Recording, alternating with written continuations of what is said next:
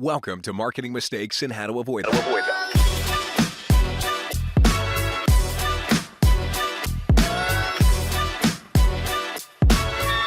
Here's your host, Stacey Jones. Welcome to Marketing Mistakes and How to Avoid Them. I'm Stacey Jones, and I'm so happy to be here with you all today. And I want to give a very warm welcome to Fred Cary. Hello, it's good to be here.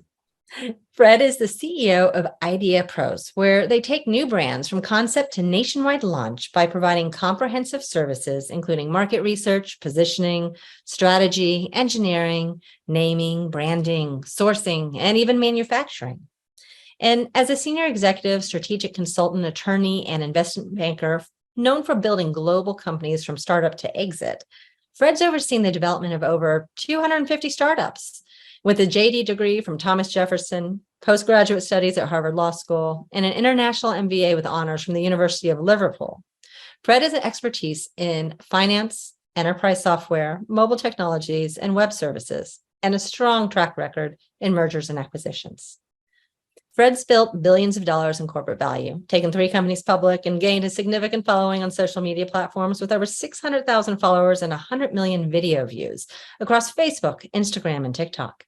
His expertise and achievements have also garnered international recognition through media interviews. Today, Fred and I are going to be chatting about what it takes to be a successful business owner and how to turn your ideas into an actual business. We'll learn what works from Fred's perspective, what should be avoided, and how some businesses just miss the mark. Fred, welcome. So happy to have you here today. Well, I'm thinking maybe we should just end the show right now, because with that on a high note, I mean, it's all going to be downhill from here. But I'm happy to be here, and hopefully we're not going to make it a downhill slide. It will not. I already know. I mean, so for our listeners, as I was going through learning more about Fred, and I always do a deep dive on websites, and I looked through LinkedIn, I looked at biomaterial that guests send over. Fred really is the real deal. He has a lot of experience, and I'm fascinated by his actual business structure of how he's helping brands. And what I'd like to do, I just read a whole laundry list of all your degrees, along with all your other accomplishments, right? But can you share with us how you got started and got here today? Well, it's a long journey. And I think if you're an entrepreneur, you're kind of made that way, and you're always kind of the outsider in high school a little bit, and people don't quite understand you. So long live the geek. Yeah. So I never got there. I was always there. It's just I have more money now than I had when I first started. I never saw myself being capable of following somebody else's direction, and so therefore I had to pave my own road, sometimes straight down a cliff, but it was my road, and that's just the way I did it. And as I grew, multiple companies, 10 different companies, taken some public and had others acquired by public companies, I got to the point in my life where, they say you spend the first half of your career building your portfolio and building out your resume, and you spend the second half of your career building out your legacy. And so I definitely got to the second half of my career point, and that's when I decided to start IdeaPros. It was either retire and relax and just hang out on a boat, or work harder than I ever have in my life. And for some reason, I chose the latter. Well, seemingly, you told me that you're working with over 400 brands right now. So you are obviously working harder than you've ever worked before. Yeah. And anybody that would come to me for advice, I'd tell them not to do something so stupid as what I'm doing, because frankly, and many of your listeners, I'm sure, have their own startups, and they know almost on a daily basis there's pain. You're sitting in your bed at 3 a.m, the lights are out, your eyes are wide open, tears coming down, staring at the ceiling, wondering if you did the right thing or not. Well, multiply that times 400, because I'm the daddy to all of them. I own 30% of each of those companies, and when there's a fire, everybody comes to Fred to fix it. So basically, you're the real life personification of Shark Tank. Yeah, you could say that, except better. Better, less Hollywood, and better and more reality and results. Yeah. So we're looking for real entrepreneurs that are going to work hard and really need to be trained. We have social media has kind of killed us in the sense that when I was a kid, when you thought of a rich person, it was always the doctor, the lawyer, the business owner down the street, movie stars, athletes, and now it's all entrepreneur, entrepreneur, entrepreneur. And you go on social media and they make it look so easy, and it's so hard. And so therefore the folks that get in there as an entrepreneur for the first time, they don't have anything to do, no place to go to. Even companies like Shark Tank or shows like Shark Tank, if they give them money, the reality is they don't give them enough advice. And we kind of handhold people that want to be entrepreneurs. We train them how to kick ass. We build out their project with them and turn it into a nationwide or global sometimes company. And we give them an unfair advantage. We make them the insiders that really only represent 1% of entrepreneurs. We make that available for everybody. Yeah. And what you guys do that I think is so good is that you provide actual real world support for these companies. And it's not just advice. I mean, you can go into any coaching platform and you can hear all the things you need to do, from marketing to finance to how not to screw up your taxes and how to be a good manager and how to be a great leader and all the things that an entrepreneur has to do, with 1,001 added. And I know this because I have owned a business for 16 years. And it's a lot. And there are a lot of nights where you're like, holy hell, what have I gotten myself into? And there's a lot of onus on entrepreneurs to think that they can not only come up with a good product idea, not only market that product idea, not only find someone to sell that product idea into, not only find the ability to legalize and lawyer all of that and patent it and trademark it. And so when you meet entrepreneurs who are seasoned, they know a lot and how to do it. And that's what you're bringing to the table because of your own past. But most of these companies, when they're starting out, they don't know any of these things and they're a little pinky. All they know is they have a good name of a brand, maybe, and they have a product idea that might be better than their name. And then they're off to the races and they're supposed to be a success. Yeah, it's kind of like needing brain surgery, and instead of going looking for a doctor, you're going to look for brain surgery equipment. And that's all that we have as entrepreneurs nowadays. Nobody gets it right the first time. It's hard enough to get it right on the 10th try, and we have some of the most famous athletes in the world sucked ass when they first stepped on that field. And there's same thing that we should expect as entrepreneurs. You can go read a book, do all that stuff, but we offer it's almost like an apprenticeship, right? You're sitting there, you're not going to learn to be a great leader overnight, but you can work with people who are great leaders, who are entrepreneurs, who've been there, done that, been on Shark Tank and won, raised funds, got companies public, and have them working with you side by side, training you, teaching you, enabling you while you're doing it. To me, is a much better solution than trying to become this overnight success on your own. Well, in order to be successful, it obviously takes a lot of doing the wrong things and learning from them. So constantly screwing up over and over and over again. And you're enabling people to shortcut that by actually getting the expertise where they can learn from all of your fuck ups instead. Yes, and I've had plenty of fuck ups. And by the way, we still have them. We have to pivot all the time. When you got 400 companies, there are things happening that cause you to change direction. And if you don't have the mindset to eagerly anticipate that change, you're never going to make it as an entrepreneur. You have to anticipate, embrace failure, and grow from that, learn from that, and find the right way to do it instead of the way you thought it was. Because frankly, most of the time you're creating something that didn't exist before, or certainly hasn't existed in the way that you're building it. How on earth do you think you could possibly get it right? So you got to be able to embrace failure, or you're never, ever going to make it. So we teach people not how to be perfect. We teach people how to love failure so they can figure out the right way to do something. Yeah. I mean, you today would still not know how to tie your shoe if you did not actually screw that up on a number of occasions along the way. Well, most of my shoes I leave untied, I have to tell you. Now I like Velcro shoes myself now because they're just way handier. Yeah, exactly. Or flip-flops. Yeah. So what are some of the common things that entrepreneurs do when you're finding them and they're so, excited about the product that they have. And I'm assuming typically you're finding them while they're still on their excited and their love of and their quest versus the I'm downtrodden and broken and I'm never going to make it. So I'm sure there's an uplift that you find for a lot of the people who originally reach out to you. Yeah. When people come to us, I think that, and I tried to kind of condense this down into one word of what is it that somebody that comes to us really feels when they first sign an agreement with us. And the word I came up with is validation, because almost everybody has been, I've thought of this idea for a year, 3 years, 5 years. We've had people that had an idea for 10 years and didn't act on it. And I'm sure their wives or their husbands are telling them to get back to work and shut up. And people at the bar are walking away from them because they know they want to talk about their lame ass idea.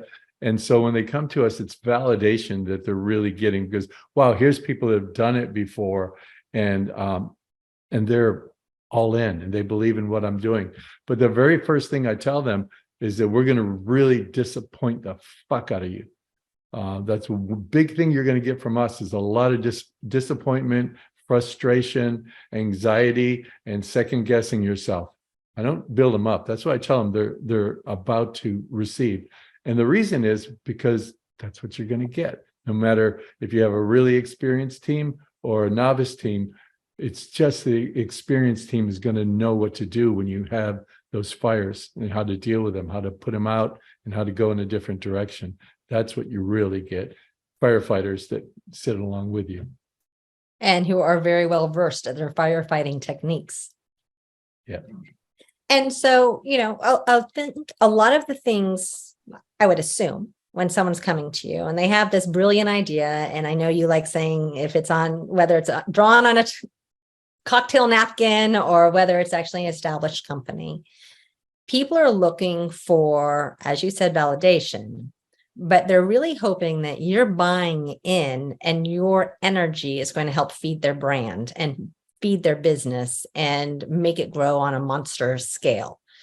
When you first start working with these brands, what are you looking for? Like, what actually makes a brand stand out, or not so much the brand, the owner behind the brand, the inventor, that's going to catch your eye and say they have the spirit to make this happen? Yeah, and that's kind of where I screwed up in the beginning. I was looking more at the brand potential than the entrepreneurial potential. And now it's even more important for me to know that this person has the wherewithal, the determination, the persistence to never give up.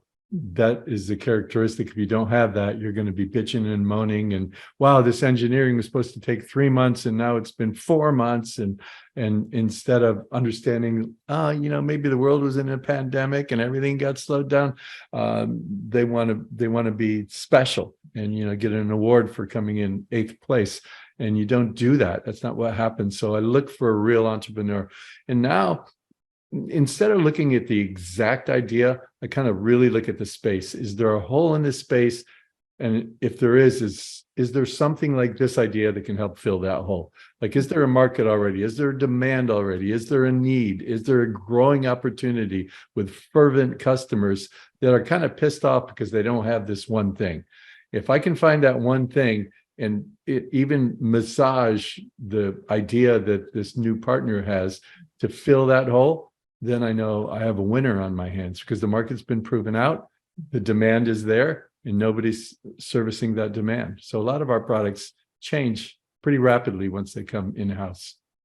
Are there certain products that are better than others? Are services better than products, better than clothing versus alcohol versus anything? I've just named 2 categories only, but imagine 1,000 other categories added in there. Well, if you look, I told you before we're out raising capital right now before we go public, and one of my slides in my deck has the different categories we're in, and there's about 56 different things. Whether or not any is better than the other, it's hard to say. Things right now, obviously, like AI and stuff, well, that's amazing, but it's going to be like every other thing that's ever happened from .com to mess ups in Web 3.0 to cryptocurrency to fintech to all of them. They're just too many moving parts, and there's going to be many more losers than winners. So to me, a best category is a category in any marketplace that's growing, that's evolving, that there's a demand for, and there's room for competition. For example, in the beauty industry, there's a new take on kind of raw ingredients and freshness and purity in the products. We have a brand that we launched called Raw Beauty Co.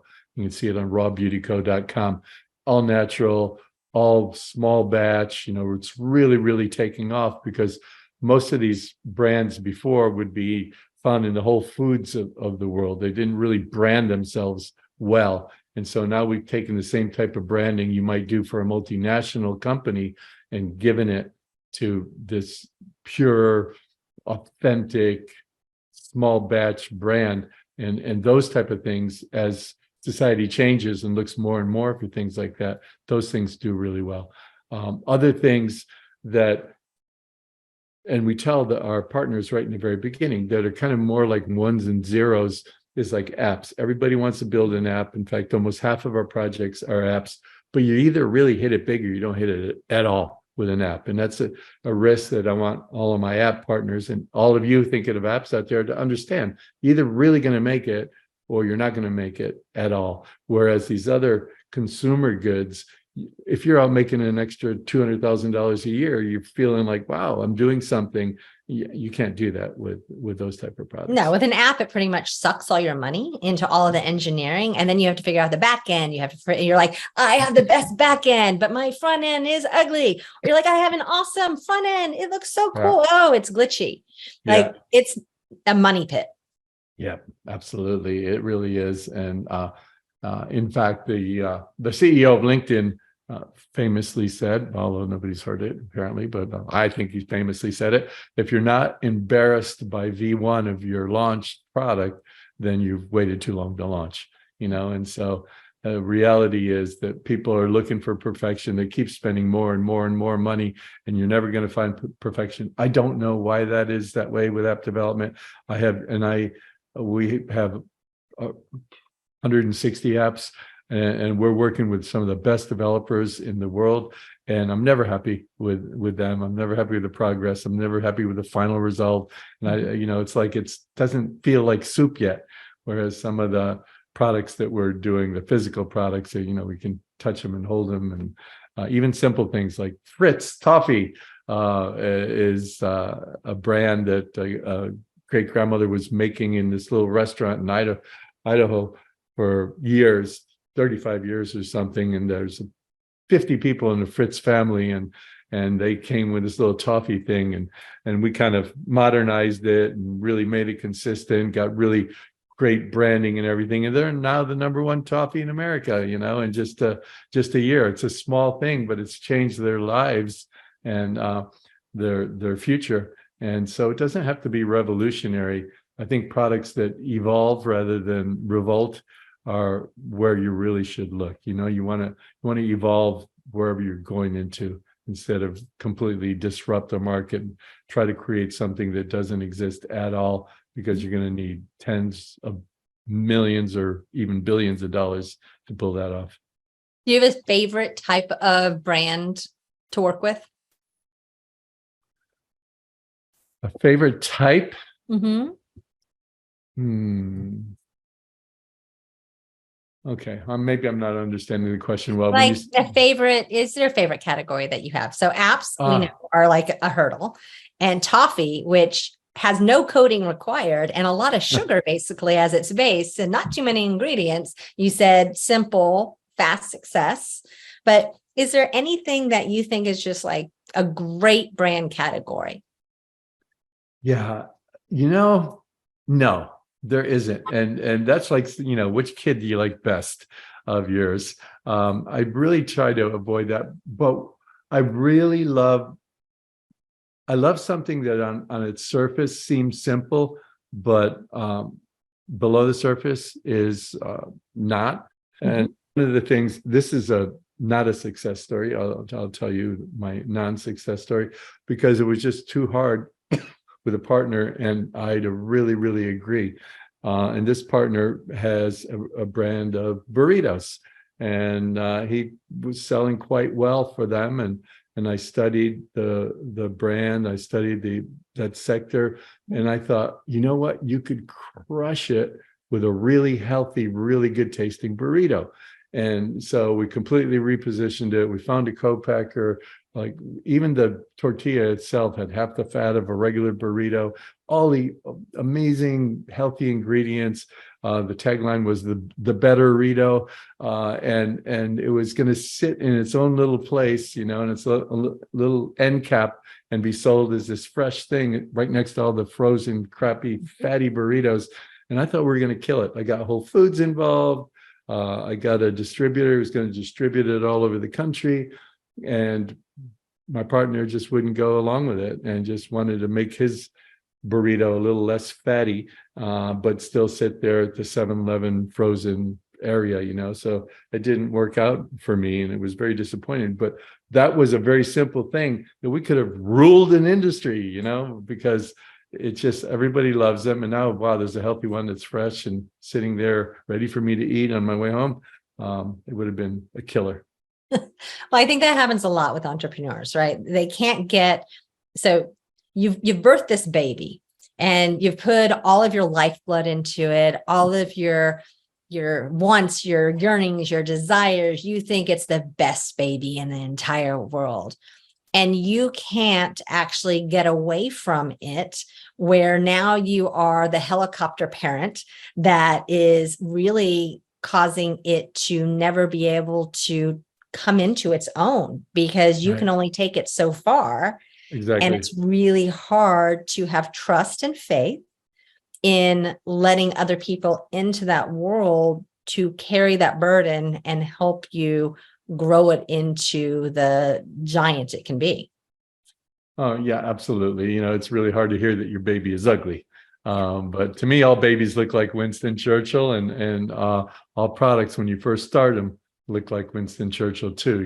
They're just, I do a half-hour show on Facebook every Friday, and one of the episodes, and I go deep into a different subject every week. And one of the episodes was, what do millionaires and bad ideas have in common?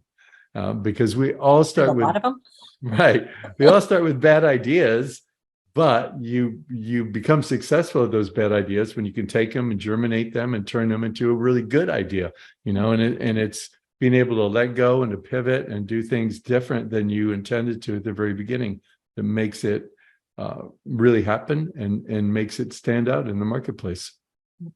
One of the things that I think you do that's very interesting is you have entrepreneurs audition basically for you. You have them come to you, and instead of you saying, here's all my bells and shiny whistles and aren't I fantastic and here's all the things I can do for you, you're turning it around and you're saying, we only want to work with people who truly are ready to work with us, who are going to put their passion, their drive, their everything into this, so that we're not wasting time trying to build a brand that does not have the essence of you within it. Yeah, look, the reality is, everybody thinks they do a great job, but I am betting on somebody to make a difference in my life, because even if somebody comes in as a full partner, they're giving us $100,000 or more, and you're giving us 30% of the company we're going to form together. Now that seems like a lot of money, but if they're going to do it on their own, it's going to cost them $1 million. They're going to completely fuck it up, and their 100% equity is going to be worth zero. So I want to make sure I'm riding the right horse. I know what track to go on. I know how to feed it. I know how to make it a winner, but internally you have to want to be a winner as well. And so we want to make sure that the people that come to us not only have an idea that can be blossomed, but that are of a mindset that can grow into these wonderful entrepreneurs. We actually had about 100,000 applications in the last 2 years, and we've taken 400 partners. So it's pretty stringent what I'm looking for. You have quite the review process then that you have to go through if that's how many people are reaching out to you and you're having to cull down. Yeah. Which is why I'm offering little projects too now. Now I did my purpose-driven entrepreneurship courses, and how do you know your sucky idea sucks? Little things for $500, $1,000 that so everybody that comes in has something that they can get themselves to one more step. Even that little validation of your idea thing, which is that, and the entrepreneurship courses are like $2,000 or something, but it fixes the biggest problem we have in America as entrepreneurs. The number one reason that new businesses fail, shocking, hold your breath, they created something that there's no demand for. Yeah. It's number one. It's insane. They don't even do that research that you need to do on a preliminary basis just to see where you are, who's the competitor, who's the audience, how you're going to get them, why are they going to pick you instead of somebody else? We don't even do those fundamental things. And that's why that's the number one cause of failure, even higher than not having enough capital. Right. And that makes sense that happens. So when you're going through your review, and we already talked about the fact that you're looking for, that passion and drive piece that I keep on saying, because that's my favorite thing in life, of telling our team members that I can give them everything, but cannot give them passion and drive. You have to have that spark. What else are you looking for in a company to decide if it's going to be a successful partner for you? The biggest thing is adaptability and change, and not to be stuck on the idea you have. I mean, you don't have to go very far back to look at some of the biggest brands in the world. But when Uber first started out, it was just a convenient way to hail a cab. Really, there were no Uber cars. There were no drivers. It was just the next best way to get a cab. And that's it. And they made a few changes since then. If you look at Airbnb, it started out air, bed, and breakfast. It was guys that couldn't get a job, didn't have any money. 3 of them, they're still together. And they're awesome. You should look them up at the story of the CEO. He's very open, humble, brilliant guy who really tells the story in a very sincere way. But they went out and bought a couple of air mattresses and were renting out the air mattresses for $80. That's how they started. And he had a problem to solve, I believe. He needed a place to stay, and he's like, "There's no places to stay." Exactly. And so air mattresses was it. And then they went from a couple to buying a bunch of air mattresses and finding other people with apartments that would let people stay on there. And they were not able to get one penny from any venture capital firm at all. Everybody they went to said, wait a minute, you're going to have people invite complete strangers into their home. And there was a big story, not that big of a story, but there was a story by a big dude who basically said, rapists, murderers, thieves, all the robbers, that's exactly what you're going to get. I hope this stays underground, because if it ever gets big, that's all that's going to be in there. And the only way they even got any capital is they got so desperate that during the presidential elections, they created Obama O's and McCain Flakes, the 2 cereals that they put inside their and by the way, none of the cereal companies would work with them, so they had to go to the dollar store and get Cheerios and cornflakes and put them in these boxes that somebody made for them. And they were selling them for $40 a piece in the apartments. And the guys at Y Combinator first were going to throw them out, but then they said, you know what? If you can get people to buy cereal for $40, you can probably get strangers to live with other people. So they gave them their first 20 grand. But that company evolved enormously, and most of the companies that we look at that are these big multinationals now, they started in completely different places. So I really look for that flexibility, that open-mindedness. Go where the river is going to take you, and don't be afraid. And what you're helping them with is, and just much like Airbnb, they were going to venture capitalists who sure as hell were not going to, in their lily white castles, ever consider having a stranger come in and stay with them.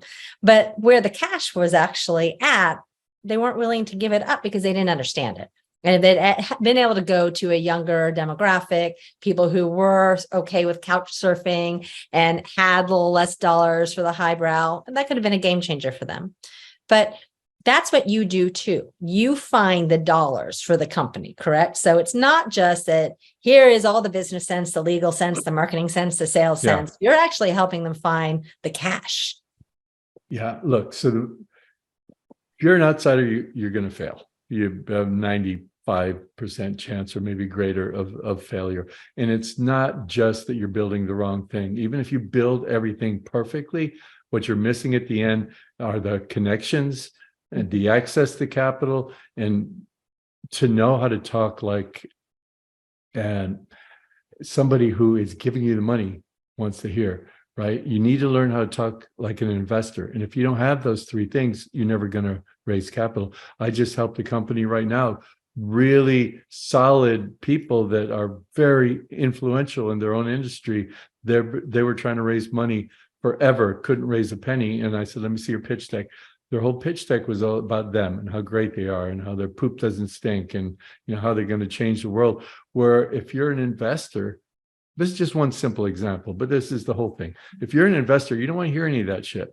You want to hear, well, there's a big ass opportunity. I'm going to buy stock. Why am I going to buy it at this price? What makes it worth this much? How much is it going to be worth when I sell it? And when can I sell it? That's all they care about.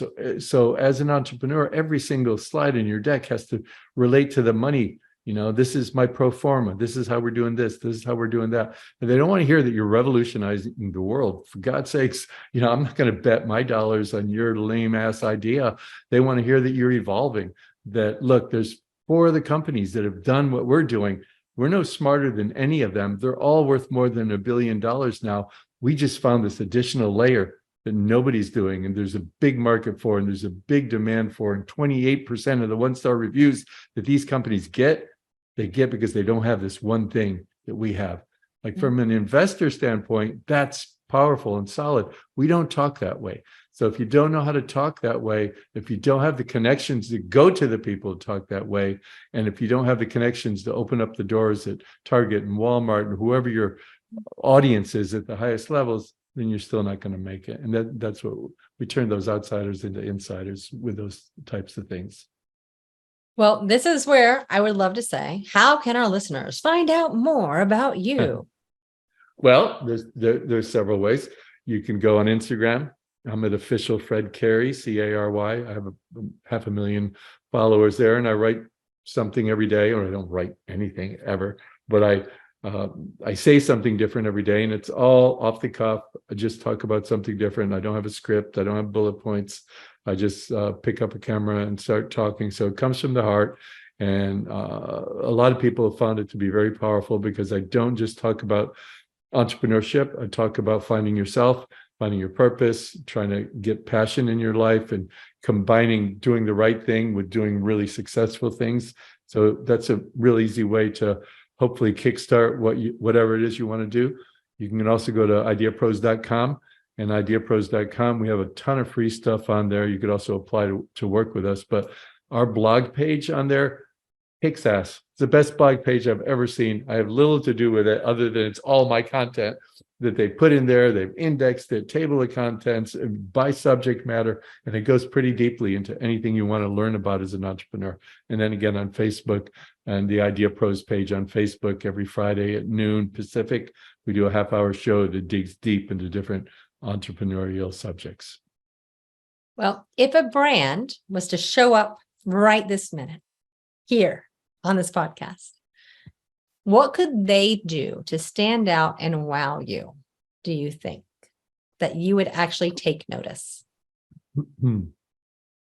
If they did their homework about me, and if they were speaking to, and I've seen so many of these things right now. I'm helping somebody out right now that basically said, well, I belong to this closed group on Facebook, and they're always talking about close a deal right now, close a deal right now, show them your card. These are the 3 different levels we have.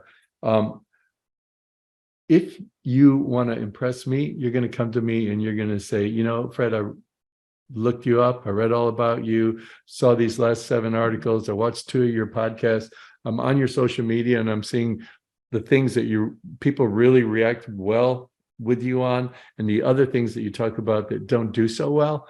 And I think I got a solution for you, really tailored to what your needs are.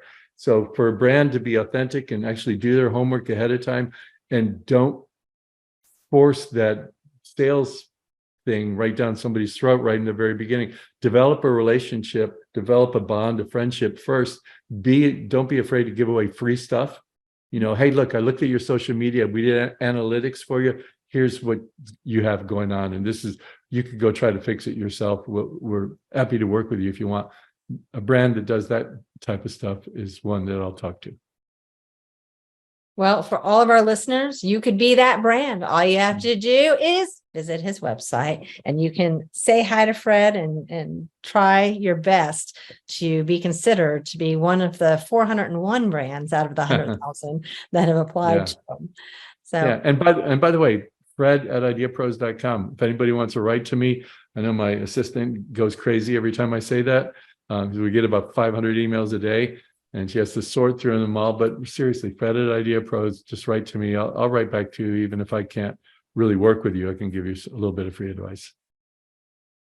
thank you so much for joining today. Really could talk to you probably for the next 2 or 3 hours and keep on going down a rabbit hole into all things that you're doing and how you're helping brands. But I think the business that you're creating is one that's needed. I like the fact that you have created a partnership where everyone's invested, which is turning the model of hiring outsourced help on its side.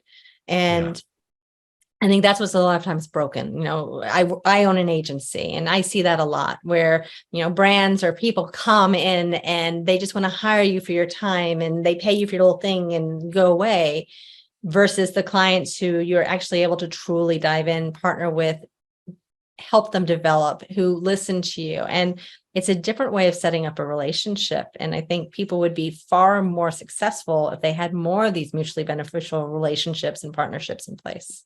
Yeah, well, thank you. I really appreciate that. And for your audience, when somebody asks you how much it's going to cost me, I think the real answer is how it's going to cost you not to do it. And we don't look at that. In fact, marketing budgets, the first thing we want to slash is our ad budget and our marketing budget. That's our persona. That's our voice to the world. And if you can educate your own customers or your own CEO that you are the brand, you are the company, you are the persona, and the price point for not doing it right is enormous compared to the several or few $1,000s that you spend a month doing it the right way. Well, it can be the difference between success or finding another day job. Exactly. Forced unemployment. So, Fred, thank you again. Really, really appreciated your time today. Thank you. Take care. Of course. And to Bye. all of our listeners, thank you for tuning in to another episode of Marketing Mistakes and How to Avoid Them. I really do appreciate your time, and I hope that you found this as valuable as I did. And this was a very valuable episode. If you have any interest in getting your brand into other people's content, be that product placement in movies and TV shows, influencer marketing, reach out to me, reach out to my team, Hollywood Branded. Love to chat more and talk about how we can help. Have a great one.